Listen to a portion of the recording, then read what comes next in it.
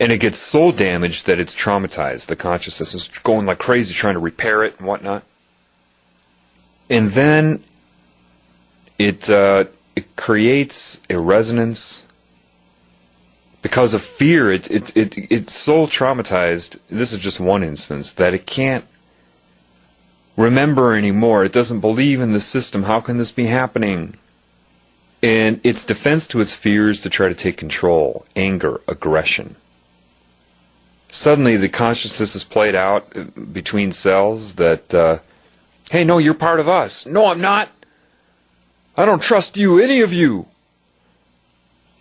Becomes immortal. It creates that gene. It starts to use more abilities than it should in relation to other cells. Starts to hurt them. And the consciousness grows in scalar relation from, and this starts at the atomic level, people, below. Next thing you know, it's tissue that it's focused on, rather than the cell. And tries to take over the tissue. It doesn't care about the tissue. That's why you have a lesion. It's a war. It's killing other cells. Otherwise you wouldn't have a lesion or an ulceration. And then the consciousness goes after other cells to try to make them cancerous, to grow in the body. And it would have to seduce the cell to leave the system it's already part of by traumatizing it, seducing it. Look what I can do. Look, I'll scare you. Look, I could kill you right now, but look, do you want what I can do? And the cell has no idea. The cancer just wants to take it over so it can make another scalar jump, so it can use it to see itself as I, and that is it. That's what cancer is. The body tries to attack it because it recognizes that it's a foreign resonance now. It just becomes an internal battle. But when you correlate what happens with cancer, and I have, of people that have spontaneously healed, or they call it spontaneous remission, they've all done different things. There are people that try procedures. I'll take 10,000 milligrams of vitamin C a day, like Linus Pauling suggested. I'll take homeopathic remedies. I'll do yoga. I'll do this, I'll do that.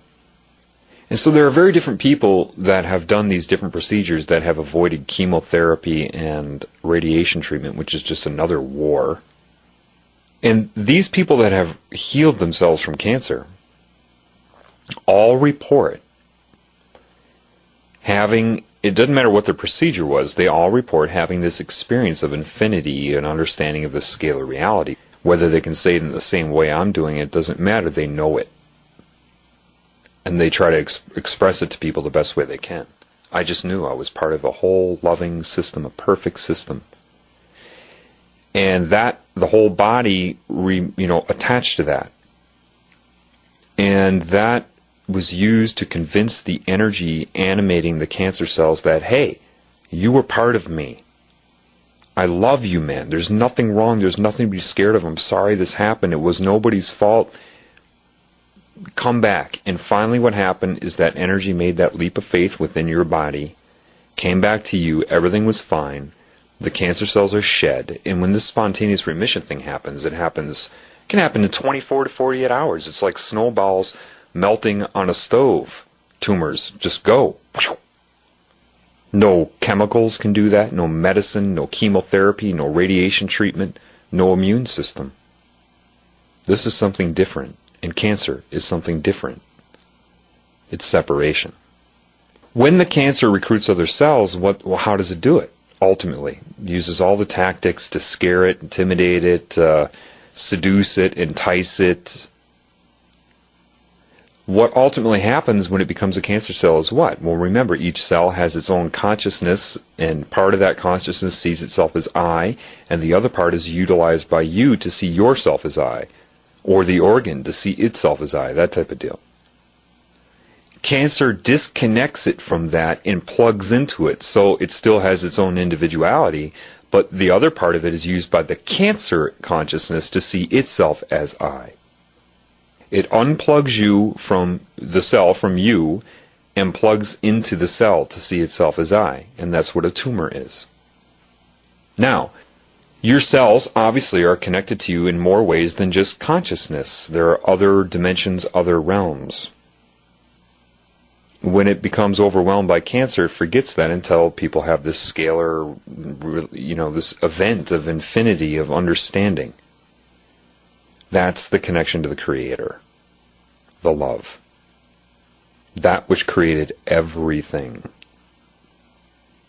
And your beacon of a problem is responded to by the Creator. Now here's the deal. Time is related to scale as well. Time for an atom is not the same amount of time for you. It's vibrating way too fast for you to perceive. So even time for, like, say, a fruit fly. Oh, it only lives 24 to 48 hours. What a short life. Well, not to it. If it's on a different frequency, a different scale of existence, that could seem like a much longer period to it.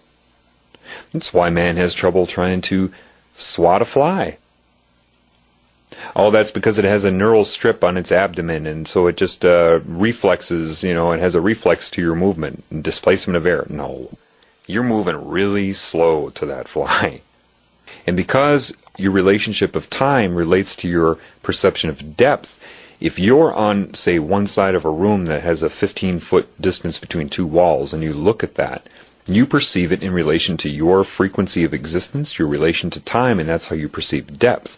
It will take me 2 seconds, 3 seconds to get to the other side.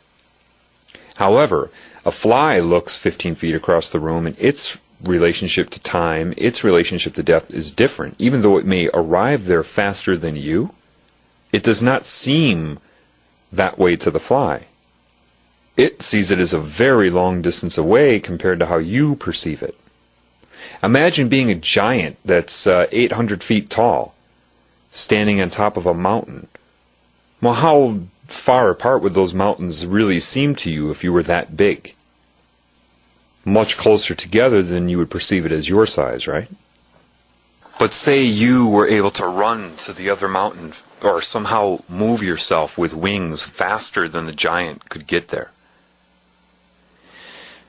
Or observe the giant walking from mountain to mountain. As a human and seeing a giant that big, it may look really slow to you, but its perception of time is just normal. It's just right.